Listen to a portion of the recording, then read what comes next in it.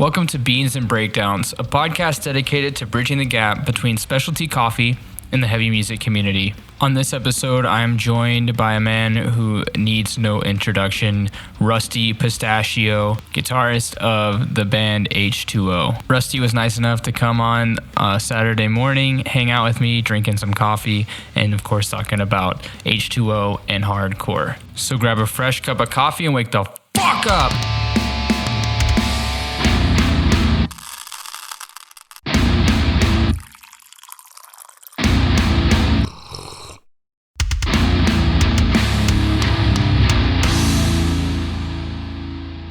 What's going on, Caffeinated crew? Today, I am joined by an extremely special guest to me, Rusty from H2O. Rusty, how are you doing this morning? I'm good. How you doing, Grayson? I'm great. It's afternoon. It just occurred to me that we've crossed over the noon threshold. So this afternoon. Oh, yeah. so we're each in about what, maybe four shots in. Yeah, I think I've had like 3 cups of coffee already. My pitcher is getting low already, so.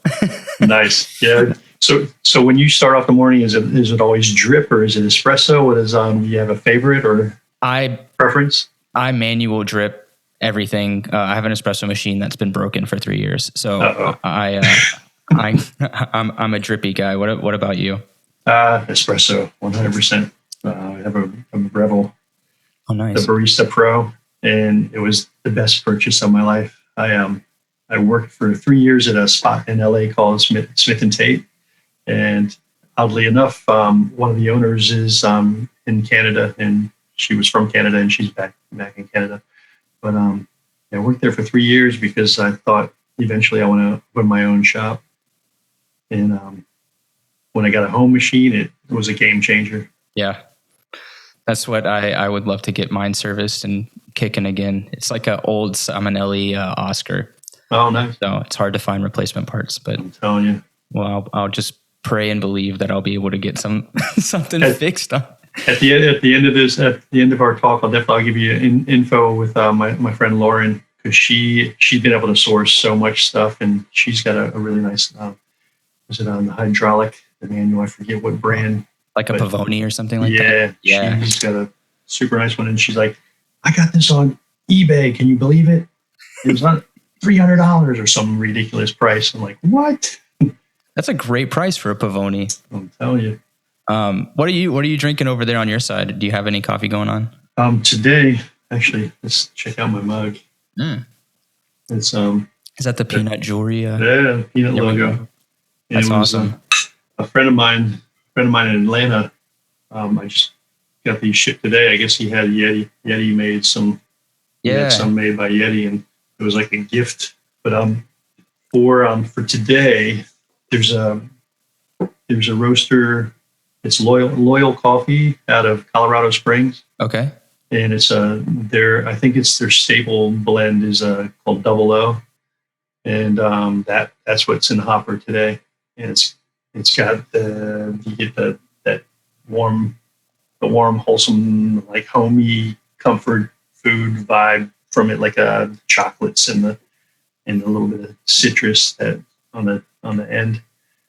So that's awesome. That's perfect espresso blend. Oh yeah, and it's chilly out here today, so it was like, yeah, you need that warm Thanksgiving feeling. Nice. A little bit of, even though maybe some spicy in it to give you that little holiday spice. Definitely a nice little kick. I on my side, I was blessed with a care package from Scotland. It was a guest I had on a couple weeks ago, Finbar from the band Below the Neck, and he sent me their signature blend.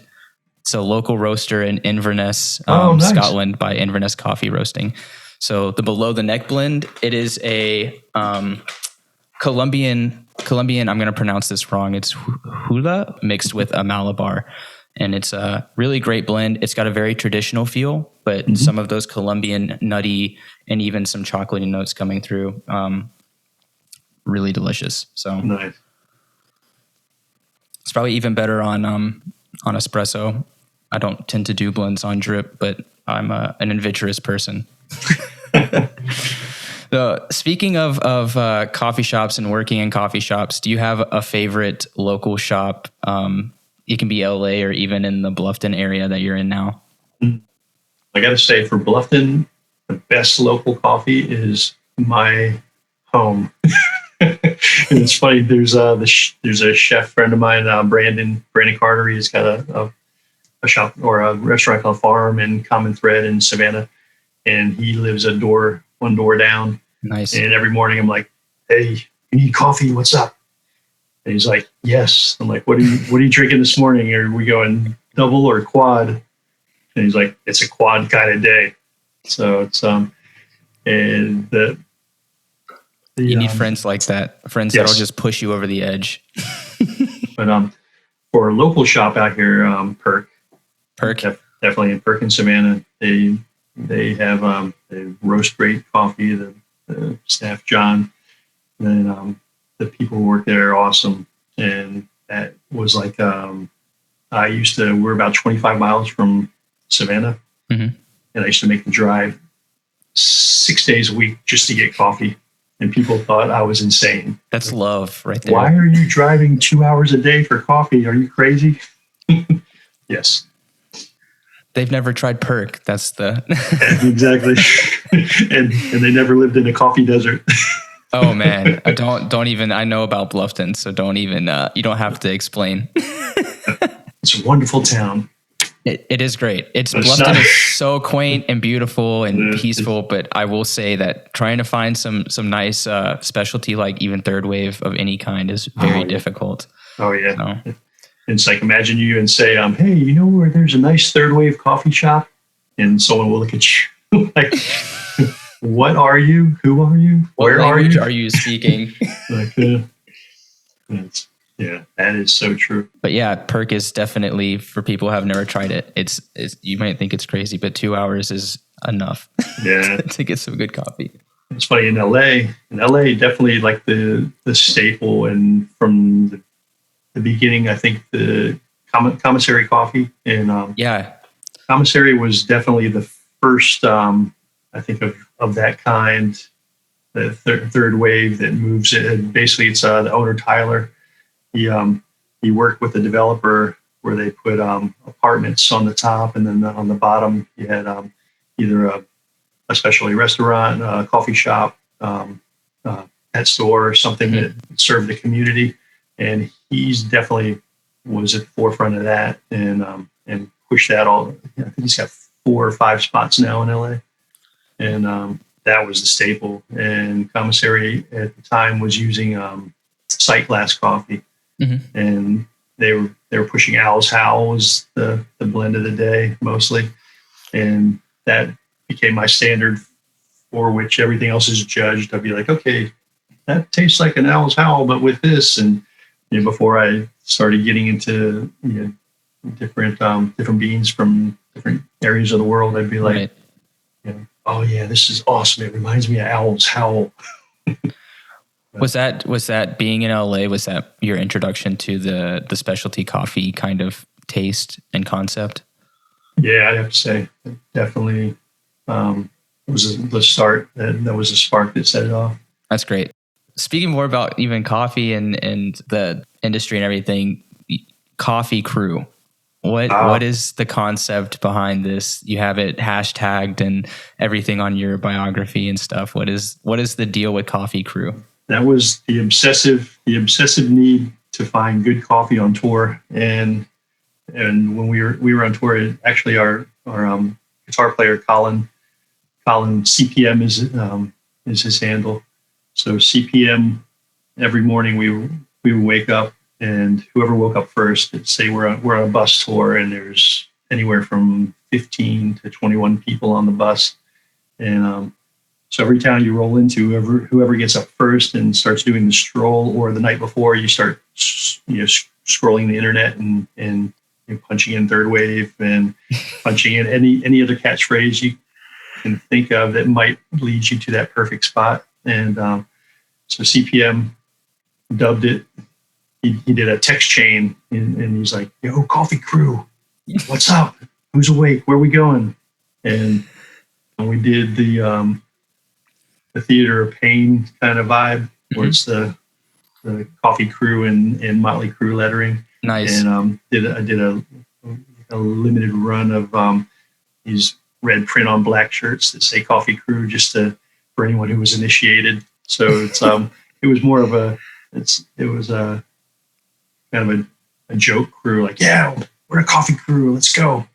And eventually on tour, anyone else who joined the tour would be like, they knew if they wanted good coffee or like a good breakfast, like, link up with Rusty in the morning. Sometimes he'll walk 2, 3, sometimes 15 miles. No. to find. And a lot of times everyone was on board right away, like, yeah, let's go. We're coffee, yeah, let's go. And then maybe a mile away, they're like, how far away is this place again? It's only about 1.75 miles. The pain is real. Like, yes. People don't understand the links that people like you and me, like the third waivers, will go to not drink Starbucks. Like, and sometimes you do have to break down. It's the only thing on the road. Oh yeah. But I've done my fair share of the 2 to 5 mile hikes for the coffee. What is Peanut Jewelry this is your main business at the moment? Oh yeah. Peanut Jewelry basically started. I went to school for jewelry and metalwork, and did a liberal arts degree, or Bachelor of Arts, and Master of Fine Art. And when I started in college, I was all about drawing and painting, and always doing artwork all my life. And I had to take a course for a crafts credit for my degree, and they said, well, you can do screen printing, ceramics, or jewelry. And I thought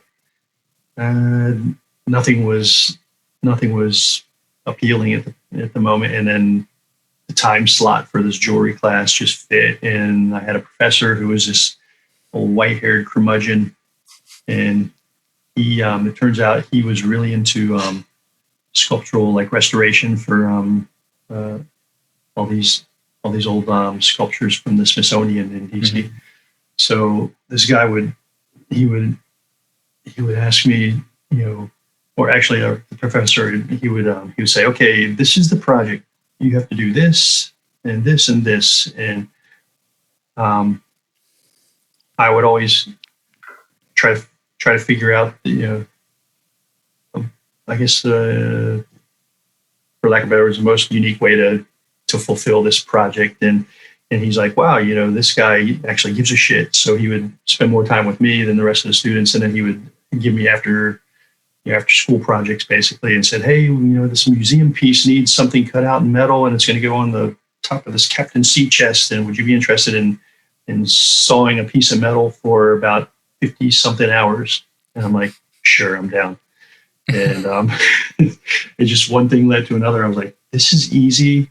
This is something that, you can do well into your 80s, because I actually worked for a goldsmith in New York, and he was in his 80s, still going strong. And so for me, it seemed like it's fun. I took to it. I have the skills to do it, and it's something that if I wanted to continue as a career, I'd have something in my back pocket, to work on well into my crippling old age. So.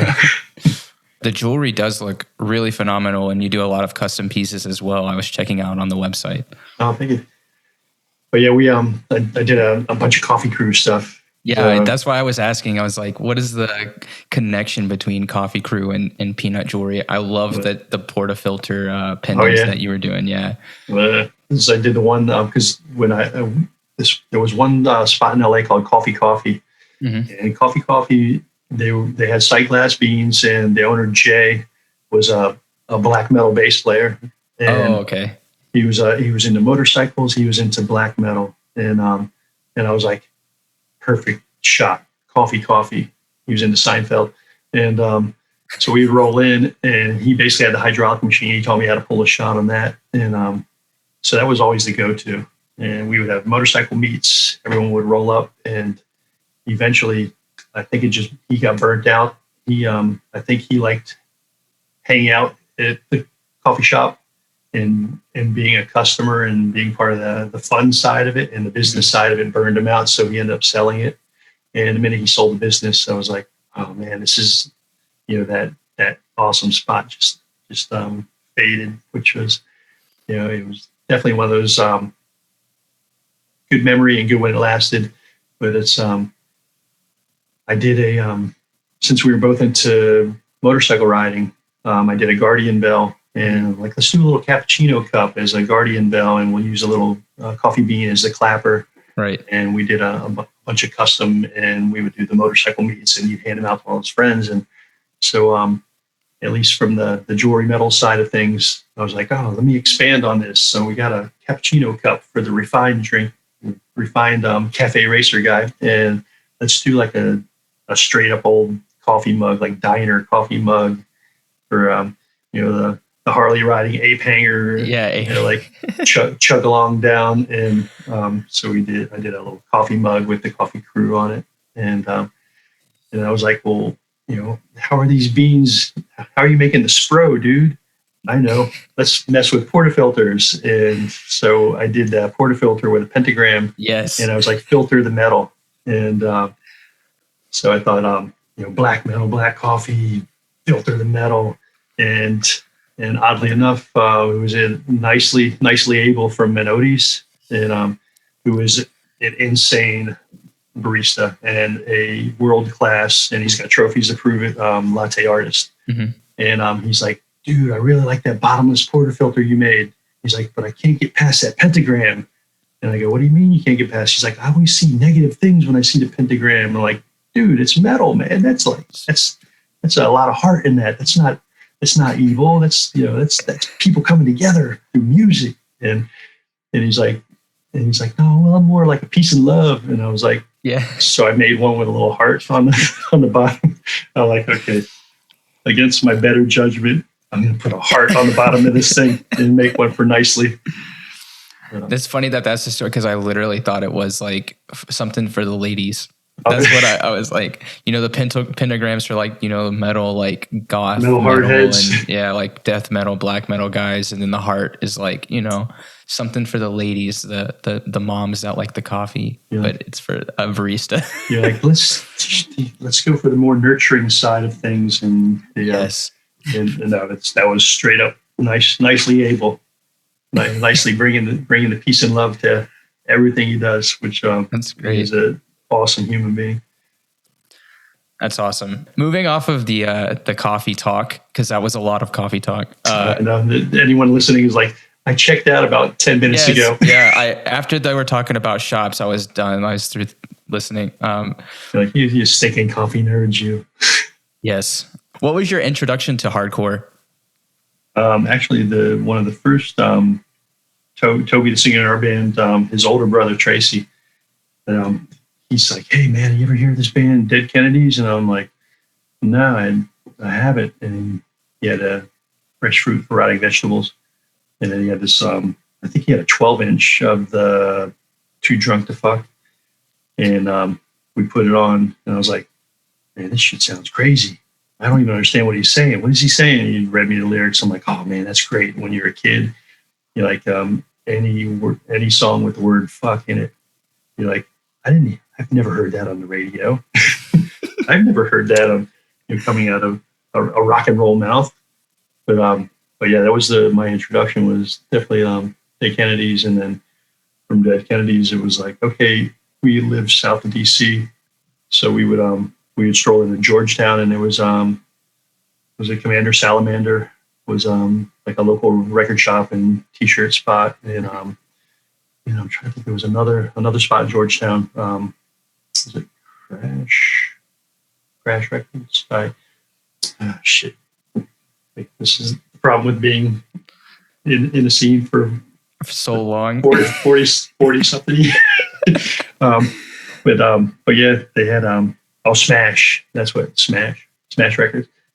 And I want to say I got GBH. I got into like a lot of Britpunk and then a lot of local stuff like Marginal Man and Government Issue, Kingface, MFD. It was a Music for the Deaf, and way back then, was it Toby's brother Todd's like, hey, we should form a band. And there's no bands like this in our area, and there's no scene. And we're like, well, fuck it, let's get it started. So me and Toby's brother Todd formed a band called Roadside Pets, and he found a guitar player and a bass player and a drummer, and we pretty much it's like 3-chord punk or 3-chord punky hardcore, and we actually that was I want to say 84-ish, 84, and yeah, and so we were doing house parties, playing a Halloween show at a barn. It's like all any odd thing. And back then in south of DC, you're hard to find any kindred spirits. So our scene was probably about 28 people large, and the rest were a lot of close-minded, long-haired rednecks, to put it politely, I guess. That's better than the way that I've heard it described before. So they would see us and they'd be like, they would pull over and say, "You want to fight?" And I'd be like, "I'm just walking down the street, doing my thing." "Well, you look different, boy. How about I get my tire iron out of the back of my truck and beat you?" That's aggressive. Yeah. Or we would be at a house party and there'd be this guy who goes, "Play some Zeppelin." Man. Or we don't know any Zeppelin. We're not that talented. We're just playing, 3-chord punk rock, and it's all originals. And you don't dig it, tough shit. But and then you'd see, it would always go a little bit further, and then you'd see a guy standing there with a knife, and it's like, really, you're gonna stab me because I didn't play Led Zeppelin? I want to hear Moby Dick. Yeah. But that's great. Fun stuff. Well, I'm glad that you made it through without playing any Zeppelin. Oh yeah. I think we ever have. I think, I can honestly say I've never played a Led Zeppelin song. That's okay. We'll let it pass on this one. And was it Wayne's World? Was it any guitar shop? It used to be every guitar shop. Someone would play Stairway to Heaven. Yeah, it's illegal now. It's actually against the law. I think in most states. As it should be. So why guitar? Guitar. So I sang all my life. My dad was in a doo-wop band, and whenever we're driving, he's like, "Hey, hit that harmony." So I was always a singer coming up, and then me and Todd in Roadside Pets, we were both. It was we always tell the fable about we had two singers, and melodic punk band. We're playing in DC, and after the show, Guy from Rites of Spring and Fugazi came up. He's like, "Oh man, I really like your band. You guys sounded great." And then Fugazi formed. And it's like they had two singers, and I was like, "Oh yeah, I know where they got that idea." So I always joke around like, "Yeah, we were the inspiration for Fugazi to go with the 2-singer thing," and because we were like an original crabcore band. Yes, you invented crabcore. But guitar, I never played guitar until Toby mentioned, "Hey, I want to do this band." He's like, "You should buy a guitar and you be a guitar player." And I'm like, "Yeah, I'll do that. I should do that. This would be awesome." And I had friends coming up who I would watch them, do their like singer-songwriter stuff. And I'd be like, one person, a guitar and vocals. And I'd be like, "Wow, that's insane. I'll never be able to do that." And I always appreciate anyone who could. And when Toby was like, "Yeah, let's start this band," I found a guitar for $125, and actually bought it in upstate New York and had the neck adjusted in Woodstock.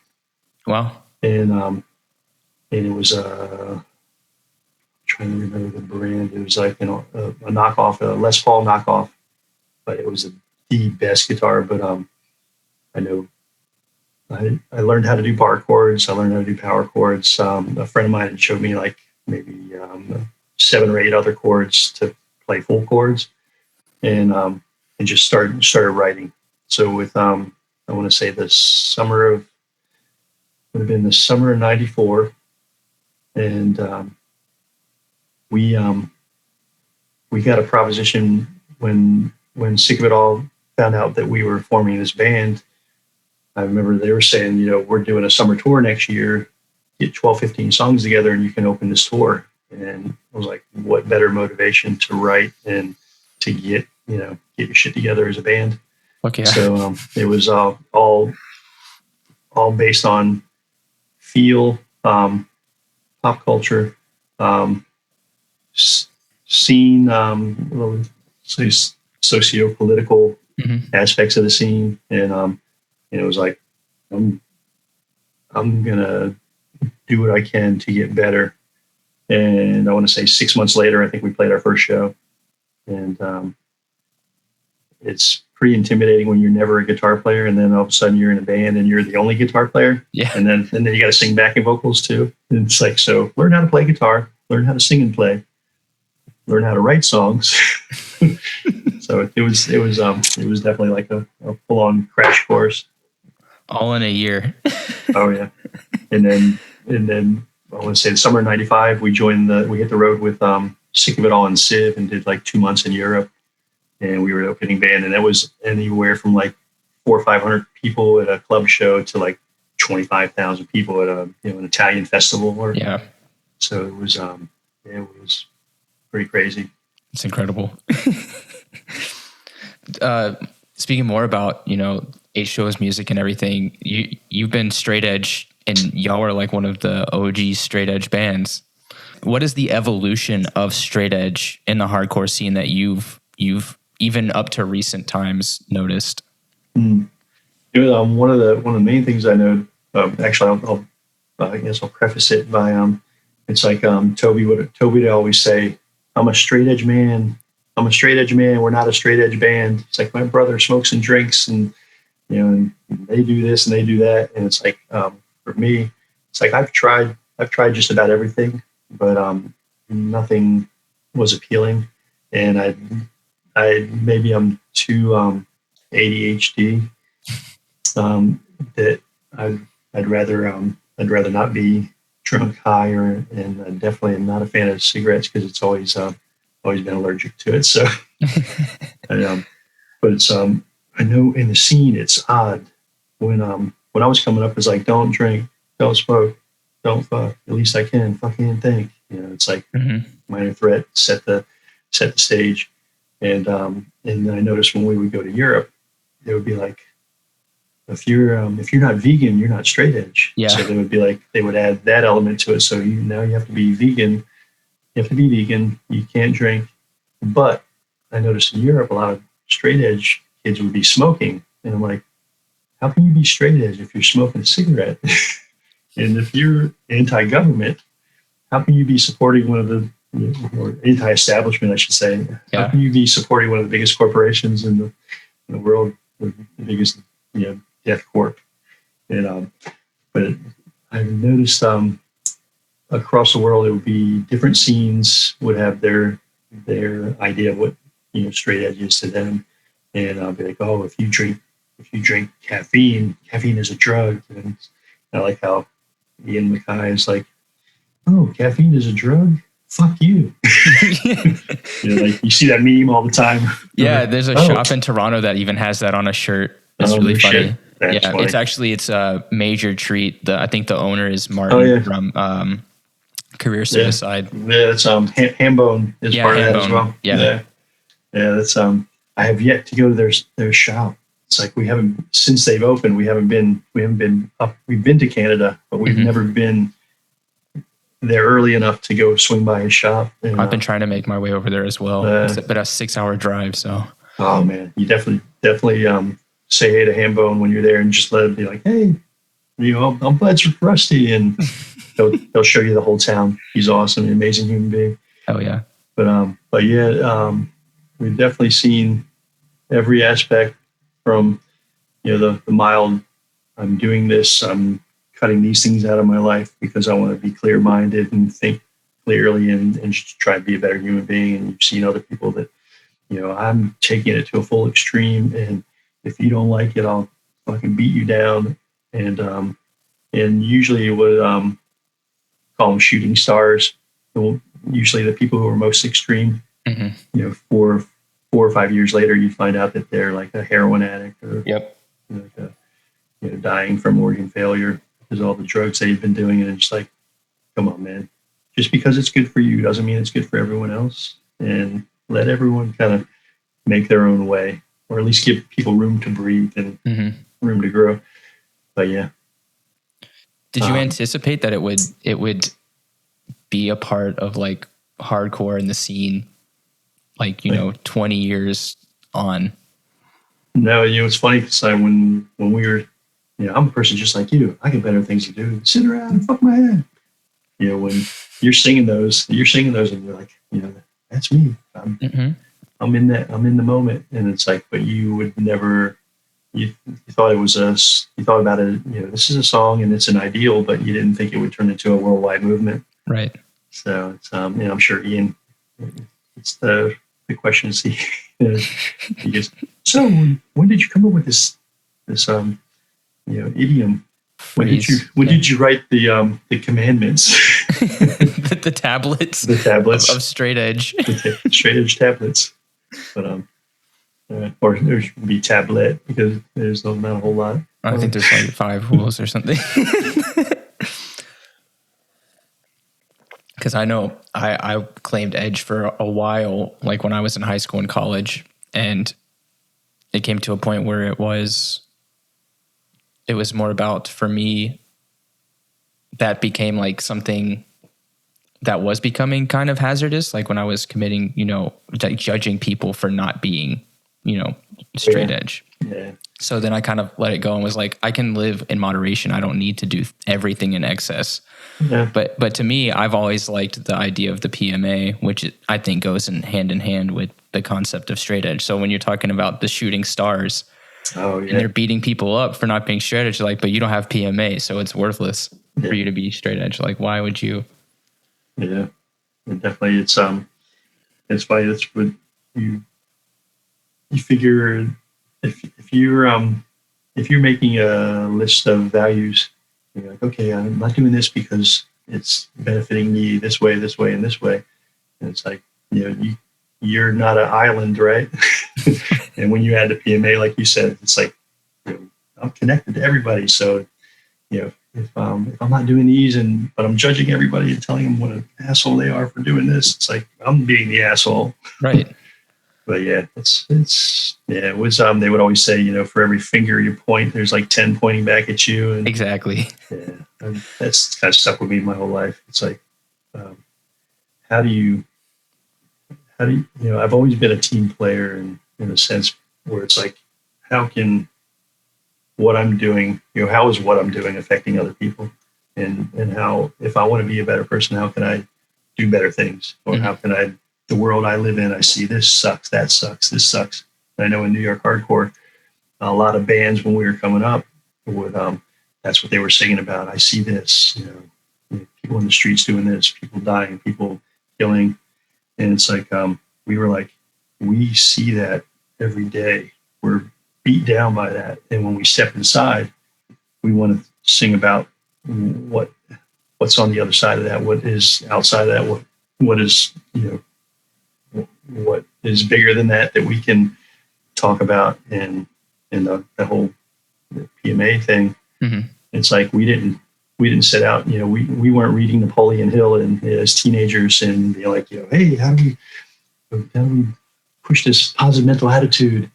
And but the Bad Brains were singing about PMA, and it's like, and we knew that everyone that all our friends in our scene, we knew that that was our safe zone, and we knew that whatever we could do to build it and make it better. And someone falls down on the dance floor, you pick them up, just something as simple as that. Yeah. You see something, you actually do something. And I know that aspect it's definitely what drew us to the scene, because most of us in most of the punk rock scene, I'm convinced, I'm convinced 90+% of band members and people who are in the punk and hardcore scene are ADHD, and it's a way of exercising your demons, and it's a way of getting that instant satisfaction and fulfillment, but being part of something that you makes you feel human, alive, and connected, and not so crazy. So it's I think we all come from broken homes, and the scene definitely, it was something that we knew we could go there and get your aggressions out on the dance floor without hurt, without fighting, but you can get physical, and you can get bruised, and you can get sometimes maybe bloody, but it was all in the name of fun. Yeah. And like you said, it is, keeping people connected. And that's for me, like I was definitely scared my first hardcore show, but there was something about the community and the feeling of like everybody's in it together. Mm-hmm. And like you said, from the song, like my friends look out for me like family. When I learned like it's like a hardcore family, it's not just like a bunch of people going to a show.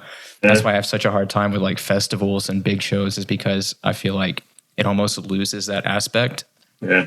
Because it's not so much a safe space as it is like you're going for a name, like you're going to go see a name. But that local scene, especially in small towns with like little DIY venues, that's really where hardcore comes from. And so that definitely resonates with me. And I love the lyrics and the songs that you guys have. And, even like Minor Threat, Bad Brains, like all of that really has set the tone even 20 to 30 years on. Like that's what hardcore is still about. Yeah, I feel the same. I mean, it's like even a band like Marginal Man out of DC. Mm-hmm. It's like they had a song, Missing Rungs, and it's like the social ladder is incomplete. Its missing rungs are to protect the elite. And it's there was always that when you went to, if you heard about a rock show or even now, if you're like, oh, there's this concert going on at there's a barricade, there's no connection, and there's like I always loved the level playing field, and it's like you're playing and putting it out, the crowd is throwing it right back at you, and it's so much it's so much more of a connection when you can actually jump up on stage and scream the lyrics along with the one of the band members, and then dive off and people actually catch you. There's like such a symbiotic relationship. It's awesome. But it's the DC scene for me definitely created and sustained for me, like definitely a lot of political and social values. It's like with them, we would go to a show in DC and it would be such a mixed bag. You'd have skaters, goths, skins, punks, crusty punks. You'd have straight edge. You'd have so many different people, and it's like from all over. And it would definitely set the pace where you'd roll in and be like, they said no racism, no sexism, no homophobia. It was just a lot of. I guess a lot of today, if you scroll Twitter or Instagram or any of the social medias, it's everyone's like, you can't be this, and you shouldn't be that, and you can't be this, and it's like, you know what, I haven't, because I grew up in the DC scene, and it taught me from a very young age that none of this shit is good. Yeah, a lot of the isms, are pretty ill. But yeah, that's the one thing I can say. I'm thankful for the DC scene, the DC punk rock and hardcore scene opening my eyes at a young age and keeping me on track. And I know even Toby will say, I was raised by the scene. We wrote a song, Father Figure, and it's all the people in bands that he looked up to who were singing the lyrics that formed, his core values, and it just sticks with you to this day. Definitely. And it's crazy because I want to say maybe the past 4 or 5 years, I've always been like, fuck authority, fuck the government, and I feel like the whole the banter back and forth online between hardcore punk and where everyone was hand in hand. I feel like there's been so much political speech back and forth, and I'm like, when did anyone give a fuck about a politician? Yeah. It was all social politics where you actually face to face with someone and speaking to them, not on a keyboard, judging and pushing your agenda. But yeah. Yep. That's definitely, the polarization has gotten to, I feel like, almost a critical mass at this point. But I digress from that. I really appreciate you joining me today, Rusty. It's been such an awesome conversation. I have one last question for you before we go. Sure. What is your favorite city for beans and breakdowns? Favorite city for beans and breakdowns? Berlin, Silo Coffee, best third wave.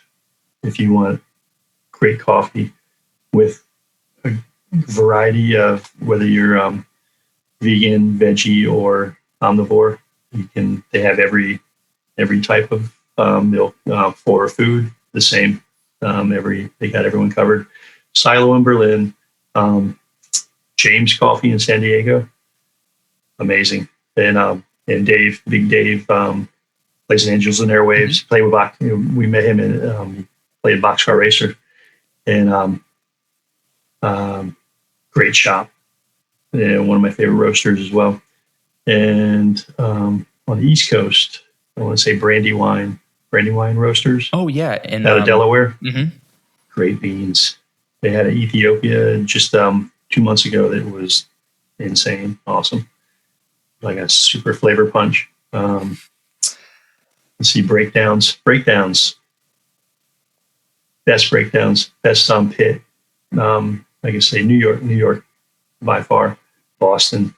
We played a show in Cambridge, and for years we were trying to crack that nut. We would go to Boston. We had a lot of friends who were in Boston, and Boston and New York, it's always like there's a bit of a rivalry, but there's a camaraderie as well. And we had been, I want to say, for at least 2 or 3 years, we'd been going back and forth to Boston, and I'm like, man, why do we keep playing Boston? They don't like us. Or that's the vibe I was getting. And one time we booked a show in Cambridge at a little church hall, and I don't know what was going on. Maybe it was because of the venue or the crowd, and we broke into like Here Today Gone Tomorrow, or one of our first album songs, with a heavy breakdown, and the whole pit exploded. It looked like one of those push mowers with that blade and grass is flying.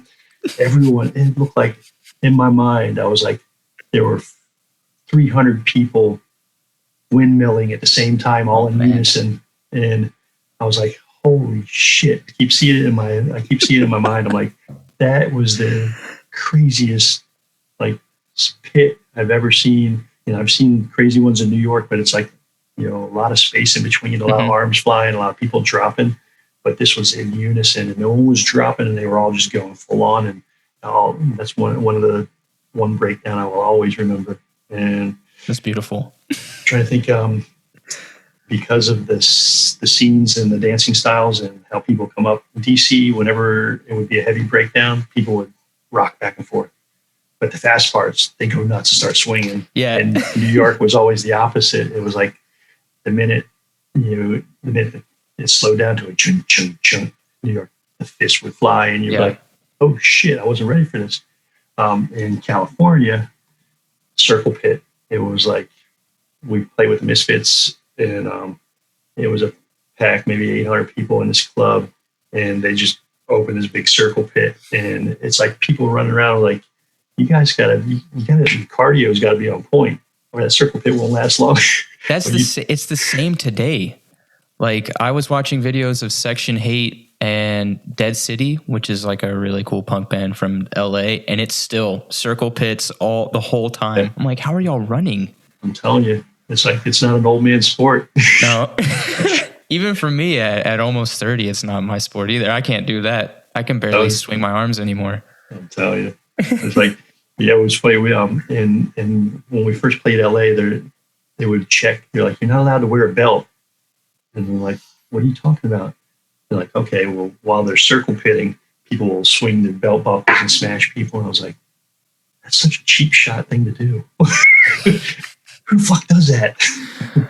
They're like, oh, you never know. It's a different world out there. Different world. There might be a handful of dummies that just don't know any better. But yeah, I'm like, man, who the fuck's got time to take off your belt and swing? It's like, I'm too busy you're too busy doing your thing and enjoying it. It's like, right. Yeah, it's time to fucking rip off your belt, and then when you do, what if your pants fall down? You're gonna trip and fall in the pit? What? That's what I'm like. I'm worried about all that. I'm like, what if my pants fall down and people see my underwear and stuff? Like, I don't want that. Change it before I went to the show. I don't have time. I don't have time for all that. I'm just focused on the band. Well, Rusty, thank you so much for coming on today. It's been such a treat talking to you and drinking some coffee with you. Yeah. Cheers. Cheers, of course, always. Have a great rest of your Saturday and take care. Thanks, Chris.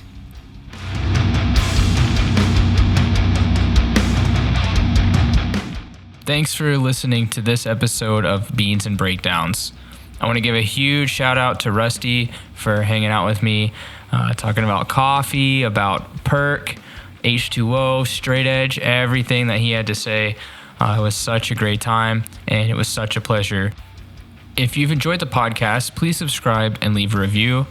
You can also find out more about the podcast if you find us online at beansandbreakdowns.com and on Instagram at beansandbreakdowns. Until next week, stay caffeinated and wake the fuck up!